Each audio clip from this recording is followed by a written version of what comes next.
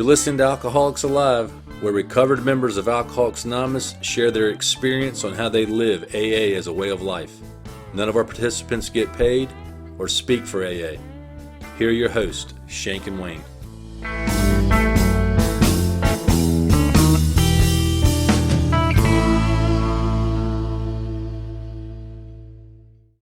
Now, Shank, last week with Christy, we had a meeting shrapnel, restraint of thumb and send. Yep. So I just wanted to check in with you to see how you're doing with that one. I'm doing pretty good on that one. Yeah? No, all right. You've been pausing before you hit send? Yes. It's a good I practice. did in a couple of instances still decide to hit send. But You did? Well, you can throw some step work at that later, right? yeah, that's right. That's right. That's right. That's right. Now the other one to not forget about was the two-stepper. So Hmm. Christy wanted to bring that term back. Yep. So yeah. All right. Hey, welcome out there. We're glad you're able to listen in today. We've got a great guest from Miami. Ian, how are you? Doing great. Doing great, Jerry. Susie. Yeah. It's good to have you on today. Tell us a little bit about yourself. So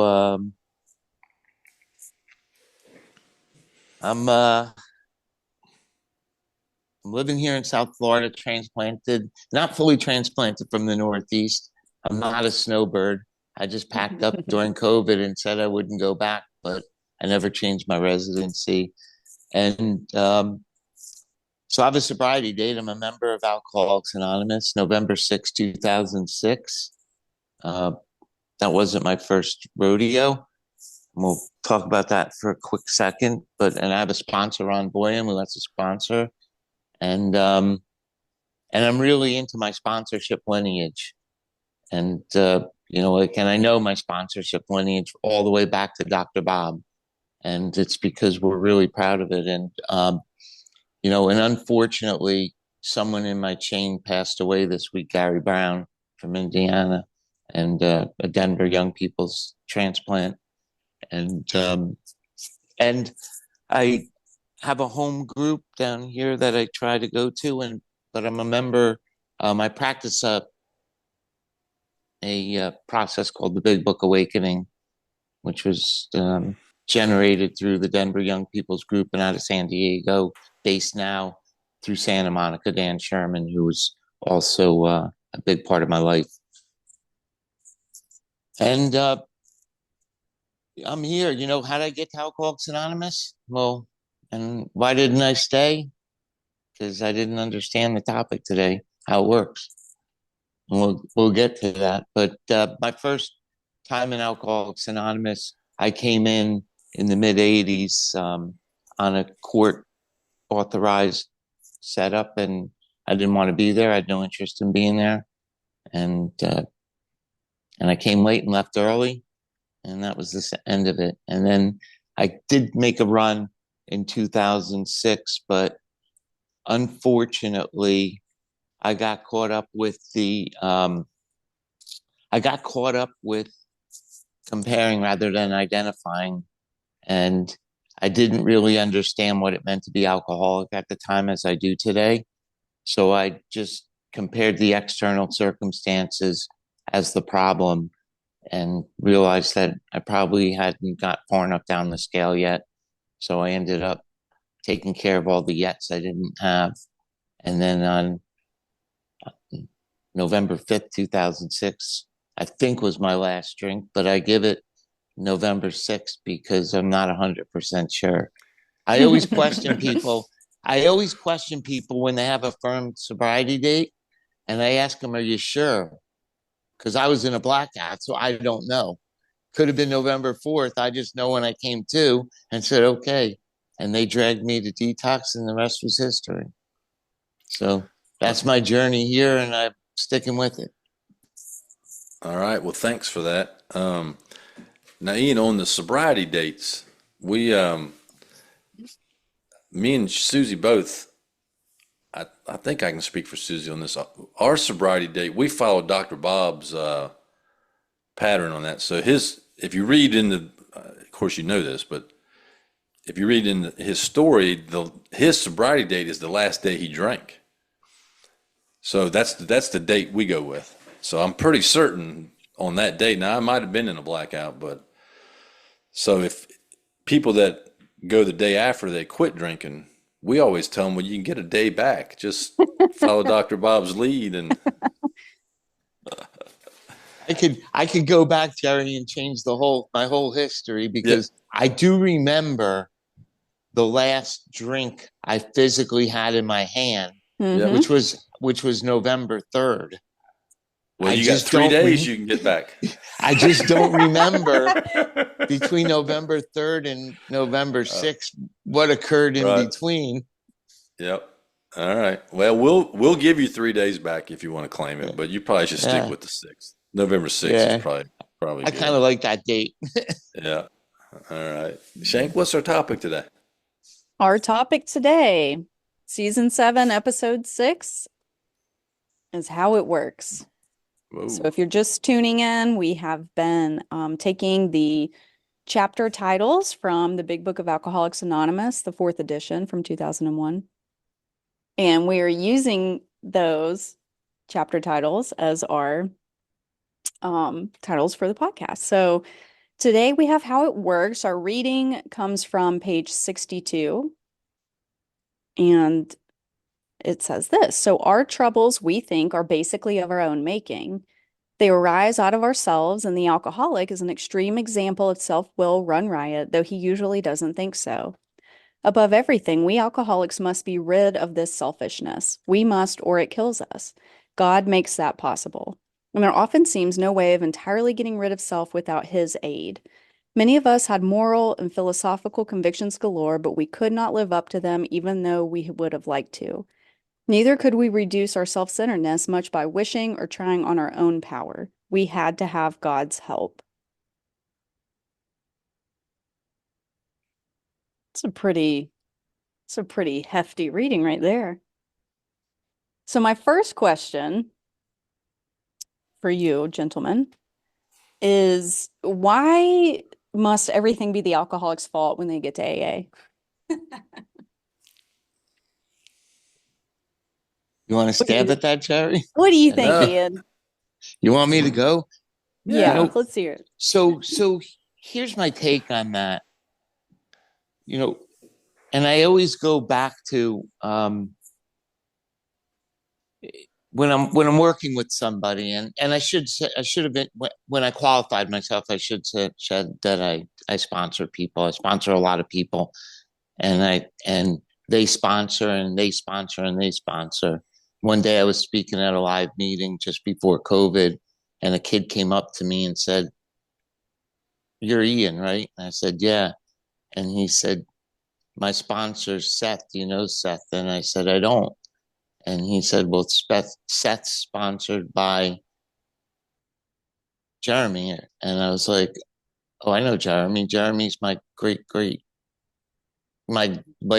he's 2 people below me." So this kid was like 4 people down the line of people I've sponsored, and not a single one of them was over the age of 30, which was really cool. And so he was like, "You're my great sponsor." And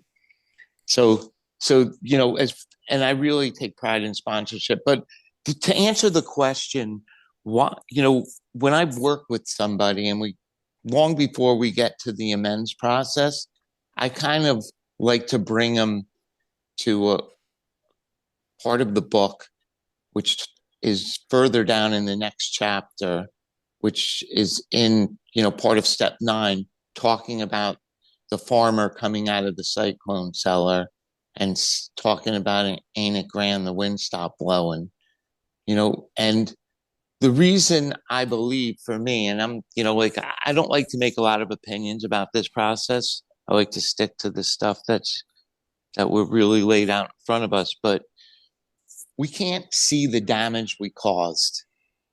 The damage we caused sometimes is so great, and it's not until everything clears away and we can really see. And sometimes you say when the alcohol comes into AA, everything's his problem. I would kind of challenge that a little bit and say, I know more people that cause more problems once they stop drinking than when they were drinking, because they stay untreated for so long and they don't see what we're going to talk about in this part of the book. They don't see the root of their selfishness and self-centeredness. And now they don't have a solution to make the pain go away. So they create more problems. And, and I'll talk about that line, this paragraph in the book alone, we're going to talk about in a crossfire for 20, 30 minutes, whatever we do. I do a Friday morning meeting with a bunch of guys, most of them my sponsor. And we spent 6 weeks on this one paragraph, like really talking about it and tying it into like really understanding. This is a strong paragraph, a lot of depth and weight here. Could be one of the most important paragraphs in the book. I won't argue with you on that. I wouldn't even challenge you, because it's one of the greatest lines of hope in the book. Yep. So our troubles, we think, are basically of our own making. So once I'm awake enough to see that my troubles are basically of my own making, I don't need you to change for me to be okay. Yeah. That's where true freedom is. That's what we seek here. Yeah. Not a victim anymore, if I believe that. Yeah. Now I will say this also, the other statement there, to me, these are the six most accurate words in the book, though he usually doesn't think so. Yeah. It's not my fault. Nope. Heck no. Mm-hmm. Let me tell you what she did first. Let me tell you what they did to me. So I think that it's an interesting question, Shank, that you ask us. I think probably one of the reasons that I don't agree, I don't think any of us agree that everything is the alcoholic's fault. I think the inventory process and the process of giving ourselves to God starts the process of, all my life I've looked at what other people have done to me. All my life, nothing has really been my fault. All my life I think the world has wronged me, and now I'm starting to look at things at a little different angle. And in order for me to see my side, I've got to lay aside what I think others have done, and because I certainly was the opposite of this reading. The root of my troubles were other people and my circumstances, and my dad moved me around a lot as a kid, and my mom loving my brother more than she loved me, and where we lived and all the things that we did, and the ex-wife and the deputies and anything but me. And I think what that reading does is it tells me that, dude, you made your own trouble. And it really wasn't anybody else's fault. And I was able to see that when I started taking inventory. Some of it came quick, some of it was a little slower, but I never thought about it might be my fault prior to coming to Alcoholics Anonymous. Seriously.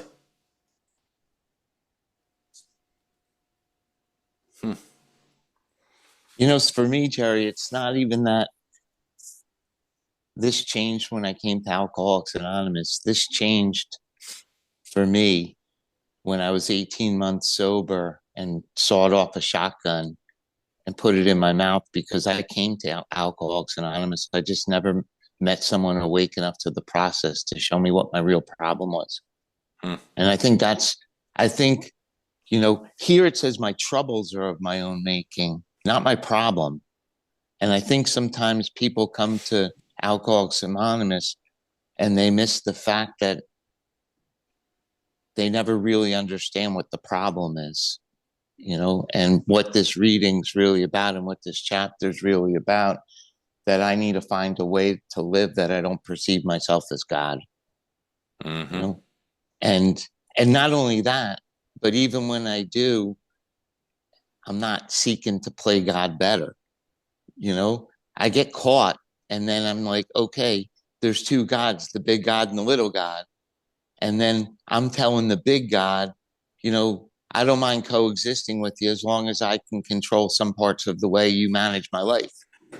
Right. And when you look at the line above, it kind of lays it out perfect. Like, it's talking about people retaliating. We step on their toes, and it's not, for me, it wasn't until I really understood the inventory process and why I write inventory, and the third step process about really what my difficulties are in life and how I perceive circumstances around me, that I'm ever awake enough to even see that I need you to play a role in my life for me to be okay.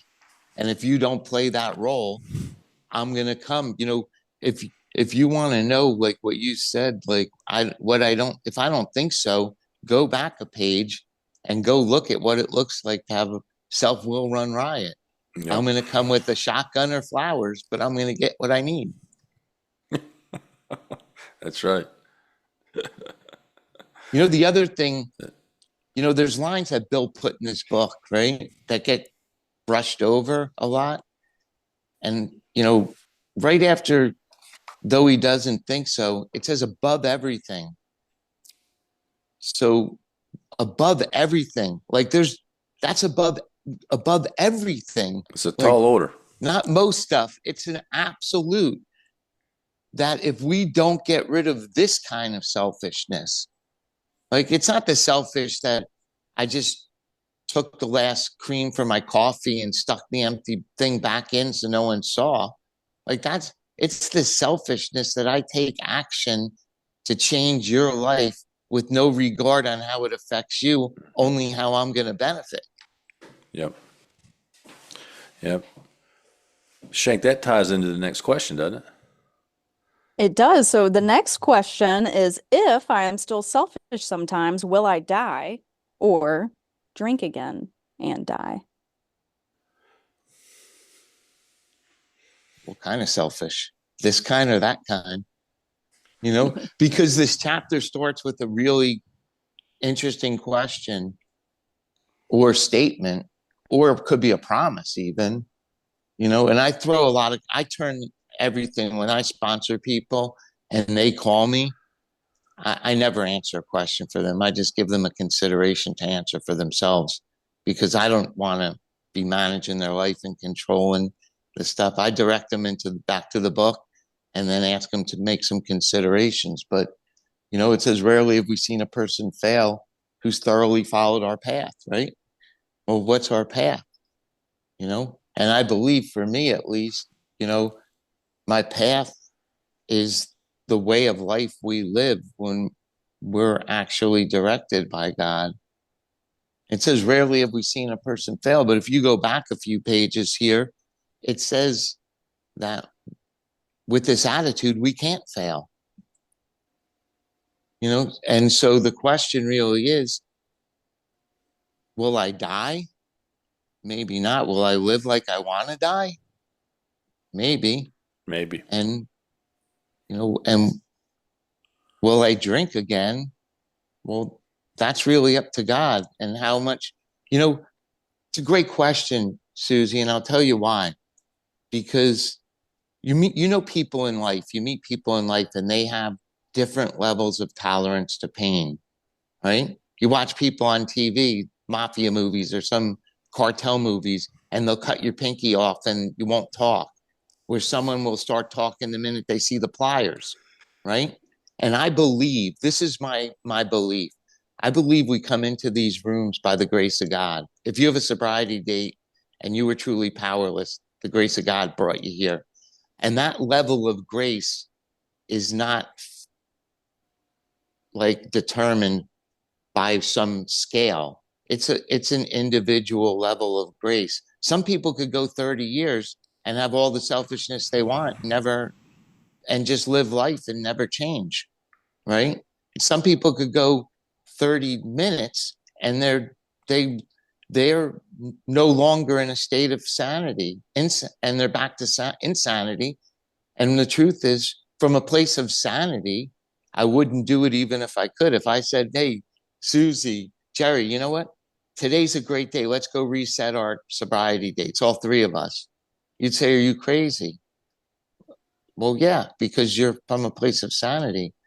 But how much selfishness can you take before you shift from sanity to insanity, where you don't have the power to choose that decision anymore? And it's not that I can, it's that I will. That's right. Yeah. Yeah. I think it's another good question, Shank. You definitely, if you stay selfish, you're going to live a spiritual death. You're going to die a spiritual death for sure, which probably would lead to insanity coming back and would lead to taking that first drink. I also like in the same chapter, it says resentment is the number one offender. It destroys more alcoholics than anything else. From it stem all forms of spiritual disease. For we've been not only mentally and physically ill, we've been spiritually sick. When the spiritual malady is overcome, we straighten out mentally and physically. You think it'd be the other way around. Straighten out mentally, straighten out materially, straighten out physically, and then you straighten out spiritually. This is telling me I got to straighten out spiritually first. And when I straighten out spiritually, then the other things follow that. So if I'm going to straighten out spiritually, I have got to overcome that level of selfishness where I think I'm the king of the world, and that everybody should do what I want them to do, and things should go exactly how I plan in my mind. And so if I don't overcome that, then yeah, I probably will eventually die. It actually, a physical death would be way easier than the alternative. You know, going on to the bitter end doesn't necessarily mean you're going to physically die by alcohol, by drinking. It means, you know, living a miserable existence. So yeah, I think that living a selfish life probably leads to lots of different types of deaths. You got anything to add to that, Shank? Not really. You know, I mean, it also Sure says you in this do. chapter, you know, if we fall short of this chosen ideal and stumble, does this mean we're going to get drunk? Some people tell us so. That's only a half truth. It depends on us and our motives. So I think that's where that honesty piece really comes in. You know, for me, of course, like I'm still selfish sometimes. I wasn't deemed white as snow when I got sober, or as I made amends, or when I did a fourth and fifth step. Like I am still selfish sometimes. I do feel, um, you know, like I've stepped on the toes of my fellows and put myself in a position to be harmed at times.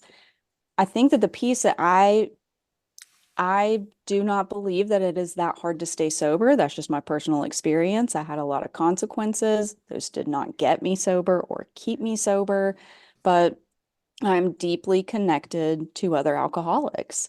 And when I get upset or angry or selfish or, you know, well, this should be done a certain way. It's not that hard. It's in black and white. Why can't we just follow the rules or whatever? I have so many people in my life who are just like, hey, it's not going to go that way. So let's pivot. Or how can we be helpful to these people? How can you diminish that self-centeredness of you think you're right, even if you are right? You know, like there are times where I am right, but like I don't need to put it out there, you know, and like other people can make mistakes and that's okay. Um, I am not God. You know, I deal with this a lot in my family where it's like there are a lot of things that could be helpful that I am right about. And I don't I don't mean that to sound like as arrogant as it does, but the family I come from, there are certain things that could or should be done, and they're just not.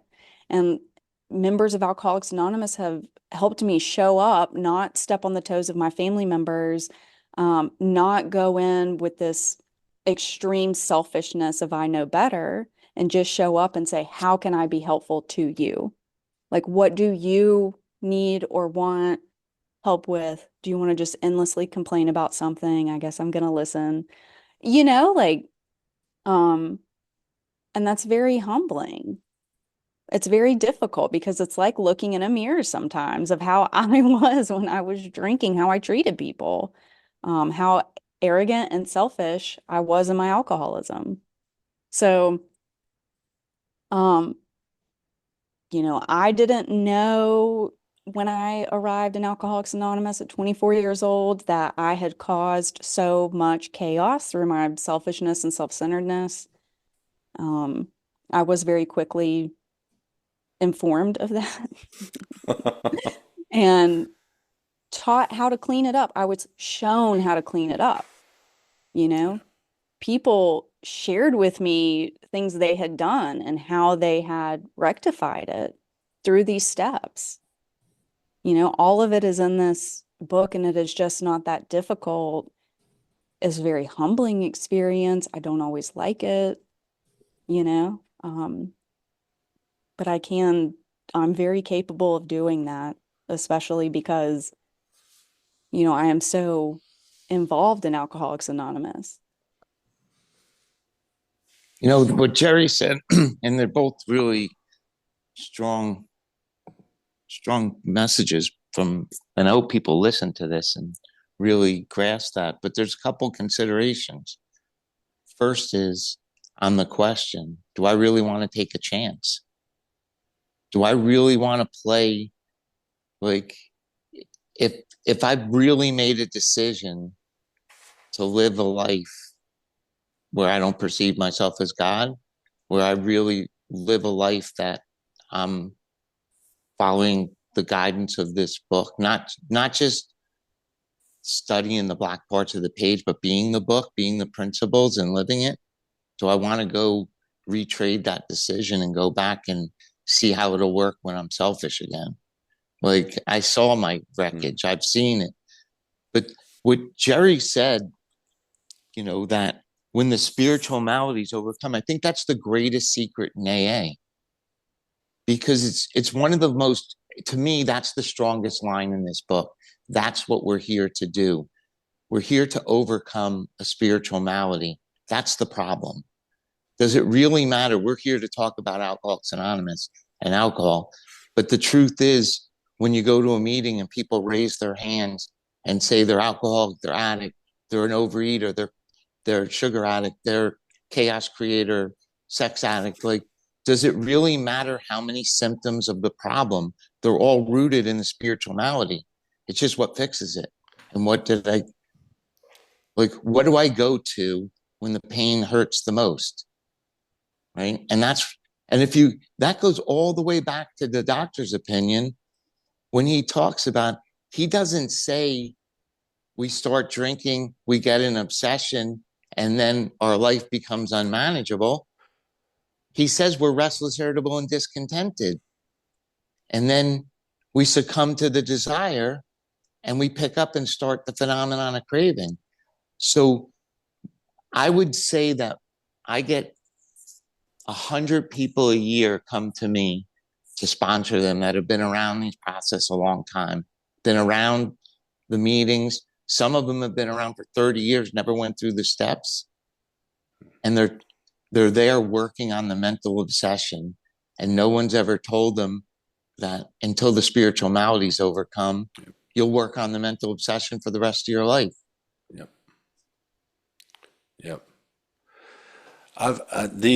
That's right. So we should work harder on the spiritual stuff and not the other stuff. I mean, that's the only thing pretty we're here basic. to do. Yeah, it's pretty simple. Jerry, it says it. If you go back to page 45, it says the main purpose of this book is to find a power greater than yourself, which will solve your problem. Yep. Your problem's not drinking. Your problem's playing God. Yep. Yeah. And I've often said on here, if you listen, but I mean, I've read a lot of spiritual stuff. I've studied a lot of spiritual stuff. I have, looked at a lot of different things. And to me, the longer I'm sober and stay on this planet, his analogy in the book is the best description of my problem. And it's so simple. And I think it's often misunderstood in Alcoholics Anonymous, but the analogy of the actor being the director. And right, I'm an actor and I'm supposed to let the director guide what I do. I flip that role when I take on the role of the director. And a lot of times today it's mostly in my mind, but I've got these things in my mind about how you should act, about how things should go. And I'm very, the longer you're sober, the more manipulative and kind of, right, and sneaky you can get with trying to get people to do things you want them to do and trying to get things to go the way you want them to go. And when things don't go my way, I get mad and I start sucking on my thumb and then I retaliate. It's the best description of what our problem is that I continue to try to control things. And I've got to let that go. I've just got to let things go. I got to live in the spirit. And I can either be I like your term, chaos creator. I can either be a chaos creator or, a spirit disruptor, or I can just go along with things. And it's just so much easier to live if you just let people do what they want to do. Don't ask a lot of questions trying to figure out, we ask questions. A lot of times we do things because we think we're being helpful. But we're really just trying to, or I'm being kind, but I'm really just trying to find something out or get something or get things to end up the way I want them to end up. And it's just nonsense. Shank, what's your next question? Wait, before you jump to the next question, I just want to lob something on that. Yeah. When you talk about the actor being the director, yeah, and then at the end of that writing, it tells you what he really was, a producer. Yeah, that's right. So the Confusion. actor trying to be the director ends up being the producer. That's right. All right. My next question is, do we ever find out why it works? Sounds like some shrapnel there. Here's the consideration. Does it matter? Listen, that's what I always say, Ian. I'm like, I don't care. You know what? Like, who cares why it works? The question is, I always lob this back when people say that to me, like, okay, here's the how and the why of it. Quit playing God because it didn't work, right? But the truth really is that if you look at when the book was written, right? And the first 100 or so that came together to put this book, and then you go back to like Bill and Fitzmayo and Bill Dotson, and you get a little history in it, and you really look at the stories about them in this book. Bill's story. He was in the hospital for the last time, right? He was separated from alcohol. He didn't go a year. That day, he decided to make a decision and turn his will and his life over to the care and direction of God as he understood him. And Bill Dotson, 3 days in the hospital, on the third day, it says he walked out a free man, right? Because he moved to have God run his life. Like, the question is, how badly mangled are you? Right? Because and this is the other thing, Susie. God forbid, like, I had a stroke last summer. I went down. Like, I remember it. I was completely awake when it was happening. And by the grace of God, it was in the brainstem. I stutter a little bit. It wasn't a frontal stroke or I'd be dead. But while it was happening, and they came and they gave me some, first my wife ran next door. I was 100 minutes from the closest hospital in northern Scotland. And the next door neighbor ran and stuck baby aspirin under my tongue, just right? Just chewable baby aspirin. At that moment, did I care how it worked and why it worked? Right. I just wanted it to work. I was dying, the drowning man, like this book talks about. So when people see, I think the question really comes from when you hear it, we're here to talk about this in a jest way, to have talk about these slogans too, and bring the love we have for this process together as the three of us, and then make some stuff and talk about it. But what really gets missed, like when Jerry talked about the spiritual malady being overcome, right? But too many people have an informational basis of this process, but no experiential transformation. Yep. And I think, which ties back to your other question, will you die with too much selfishness or something? The truth is, if you've experienced it, why would you want to go back? Like, why would you want to, here's this, that's like saying, do you want to put your hand on the flame again? The flame's no longer about alcohol, because it's how we deal with alcohol that's cunning, baffling, right? It's not the alcohol, it's how we deal with it.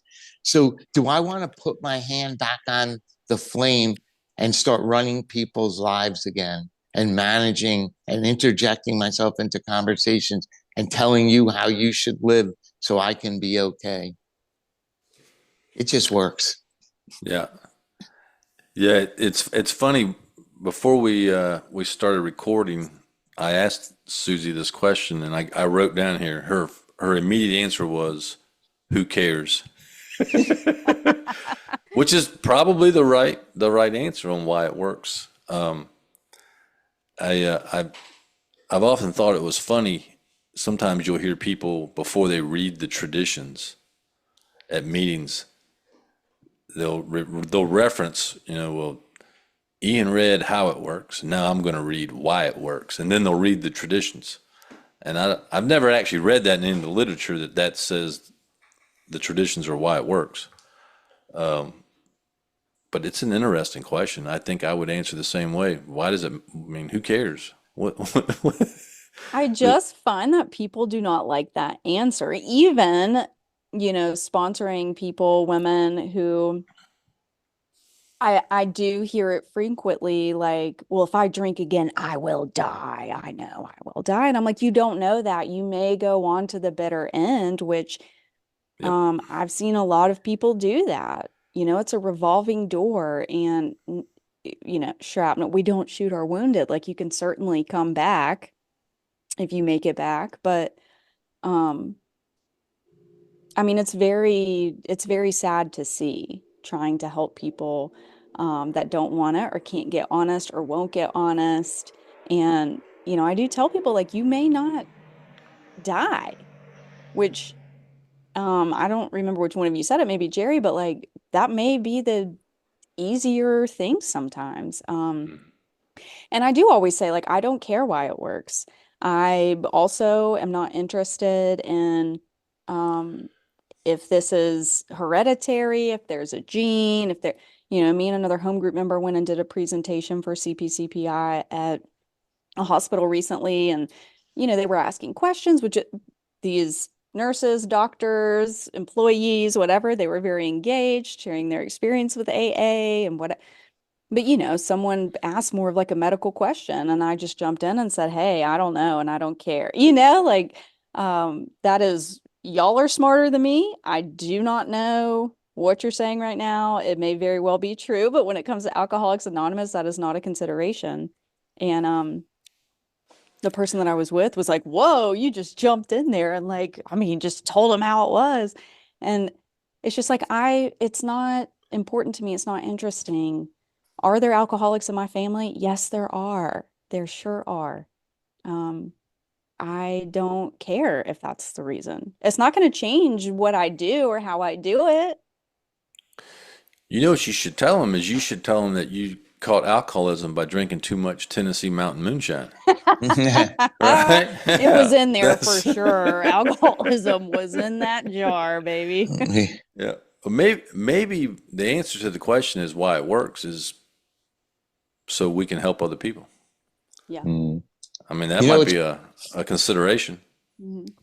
The funny thing about that, Jerry, is when you were talking, I'm glad you said that because, like I could turn around and show you a library of books here in my wife, she's big into all this different stuff, coaching, self-help, and we've got hundreds of books, right? All over the house, spiritual books, every kind of spirit. But this is those are all self-help. I always joke with people, you got all these self-help books. How many help others books do you have? Right. There's only one. And that's what this is about, helping others. Yep. I'm going to write that down. That's I some got good to remember shrapnel, that. Ian. That's good shrapnel. I like that one. This is how, there's two questions I always ask people when they come to sponsor me, right? Well, I give them a list, but I'll always ask them, how many self-help books do you have? And then they tell me about it. I go, well, you have any help others books? Right?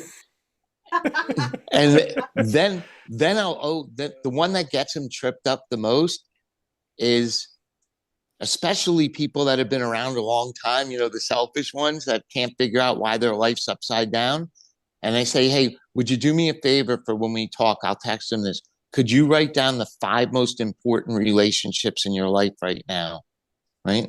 And inevitably, my wife, my daughter, my son, my kid, but my best friend, my girlfriend, my boyfriend. And I'm like, oh, you're missing the big guy, God. He's not even in your top 5. No wonder you're living life like you're living it. Yep. For anyone who knows Ian, please email us all of the shrapnel that he said. Yep. Because I'm running out of what Jerry and I always say. Yep. We'll cover it on future episodes. Mhm. Well, to your point, Ian, though, the book does say that the most important fact of our life should be the consciousness of the presence of God. Right. Yep. Yep.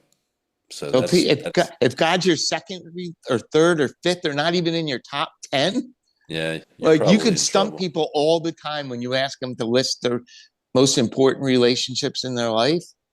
And when God's not on that list, and then you ask them, and you want to know why you're making a heavy going of life, you want to know why you're still leaving tornado trails behind you. Yep. There you go.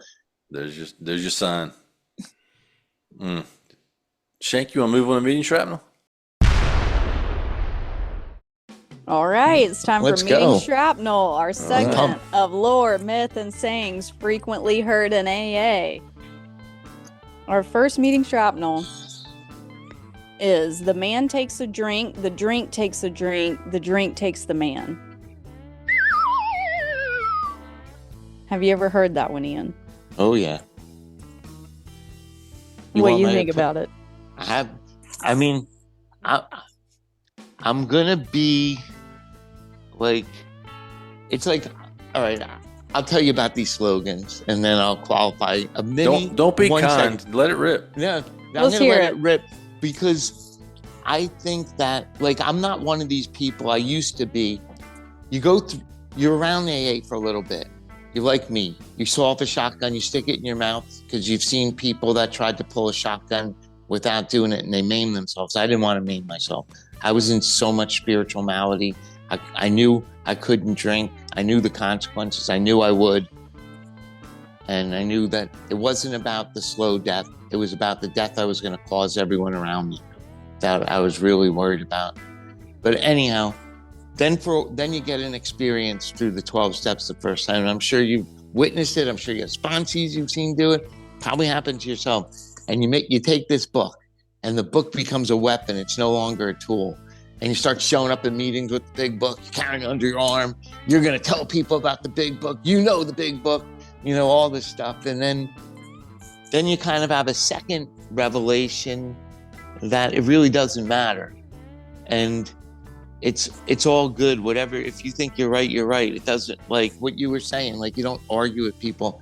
And these slogans, like that slogan's the most stupid slogan. I've heard stupid slogan, but I'm trying to be like, I'm trying to live in a way that I'm not going to judge people for what they think. I'm not going to say it's not a solution-based meeting, because if people are happy and joyous and free, if you're listening to this podcast and you believe that's a great slogan, it's a great slogan. I'm just telling you, for me, it's the stupidest thing I've ever heard. Nice. A couple of episodes ago, Shank, I kept using the word dumb for shrapnel. I said, I need to come up with a different word. Well, I just got it from Ian. It's just stupid. Yep. I like that. I had never heard this one. You haven't? No. Yeah, Not you until don't it hear- made it to the shrapnel list. Used to hear it quite often. I guess you don't hear it much now. You want I one think for the future? Yeah. Yeah. When you hear people raise their hand at a meeting and say they lie because they're an alcoholic, no, you lie because you're an idiot. Right? You can't stop drinking because you're an alcoholic. Well, hold on, Ian. My disease made me do it. Yeah. Yeah, but Yeah. Oh gosh. Yeah. This one is. I think there's a country music song has this statement in it. Oh. Yeah, I had to go back and research that, but I drink. I guess the man takes the drink takes the drink, and then the drink takes the drink man. takes the man. Yeah, yeah. I'm pretty sure. Where'd he it's a take country him? music song. I don't know. It's a good question. So, Ian, do you want to keep it or scrap it? Scrap it. I'm scrapping it. Shane. It's out of here. I'm scrapping it. Some of the stupid slogans, at least people could grasp onto, Yeah. Oh, like yeah. as some sign of hope until Well, they and can't. I think that we haven't said this on the podcast in a while, but I mean, we catch ourselves saying dumb crap like this sometimes. Like, it is so funny since we've been doing the podcast, and you're just in conversation with someone and you say in the rooms or whatever, and it's just like, oh my gosh, like that's part of what makes it so funny. Yep. When you hear people say, like, put the plug in the jug. Oh yeah. Oh, that's season 1, Ian. Come on, brother. So, and I always say, well, if you have a jug, you're not even alcoholic. Because what true alcoholic had enough money at the end to have a jug, right? Yeah, good point. Second, if by the time who wastes time putting the plug in it? You throw it out. Throw it away. That's right. Okay, our next shrapnel, you're gonna love this one, Ian, is stick with the winners. Wow. What do you think about that one? Okay, that I have both sides of the equation too. Like, who am I to judge who's a loser, right? Like, who like when I hear people say, like, stick with the winners, well, the only people that win, like who judges that you're a loser? Well, Like, here's you- the thing. If I'm saying that, I probably think I'm a winner, and I'm probably Right. telling you to stick with me, which that doesn't seem right either. That's a great answer. And what determines a winner? Yeah. Hey, I was broke with no driver's license, looking pretty ragged in AA for many years. But I saw some winners on TV. They got gold medals. Hey, Right. there you go. Yeah. There was a definitive definition of winning. They crossed the finish line first. But in these rooms, like, who's to determine you're a loser? You come in here your whole life. The thing that bothers me about that statement, Susie, is, most of the time, and I deal with this with people also that come to me to go through the work and stuff, and I ask them don't go back to your first drink, right? Because that's immaterial to me.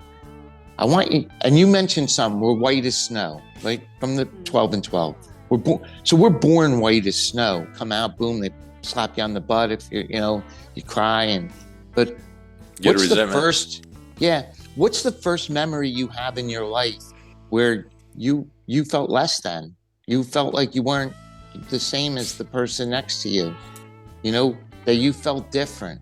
So 3 years old, 4 years old, your brother, your sister, somebody put, so why do I have to come into these rooms to get better for someone to tell me you're a loser? Yeah. Right. I'm It's- still a loser by a lot of people's standards. I don't think so. Stick with the winners. What do you think, Yeah. Ian? You want to keep it? You want to start saying it in meetings or what? Get rid of it. I'm scrapping it. Dang. It's out of here. All right. All right. What's Our next? last shrapnel for today is Secrets Die in the Light.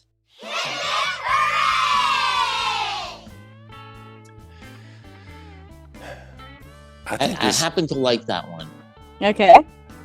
And I'll tell you, because when you get into the next chapter that we worked on, right, and it talks about, well, how about, like even in the chapter we read, when Jerry talked about the actor being the director trying, one of the things that the actor's trying to direct is the lights, the ballet, the scenery, and how some of the biggest secrets I had really affected how I need you to see me, my pride, and it's not until I really get vulnerable, truly honest with somebody that knows my whole life story, all of it, all the deepest secrets, that's when it's the promises in the fifth step say we can look the world in the eye.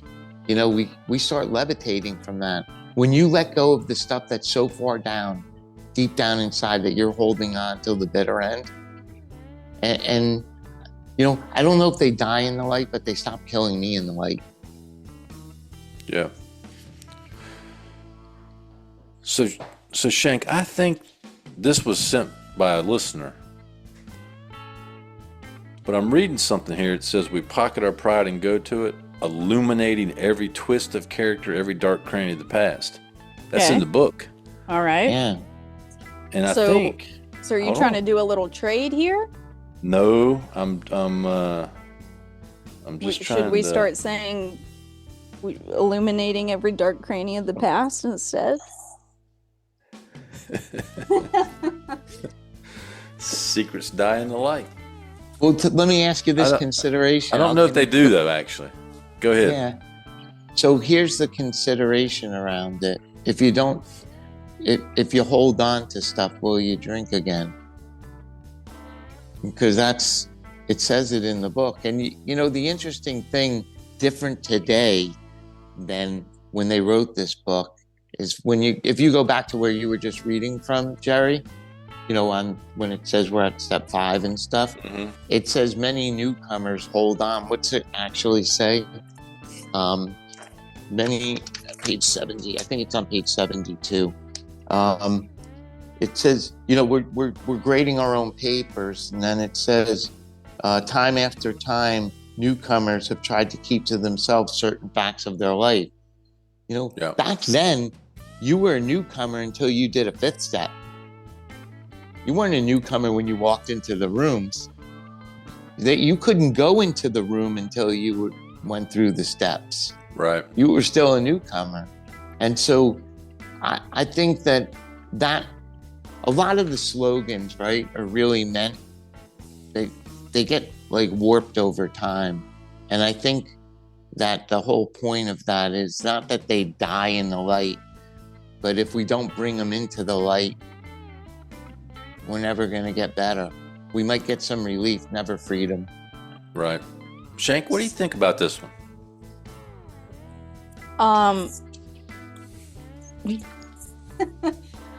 Well, I don't.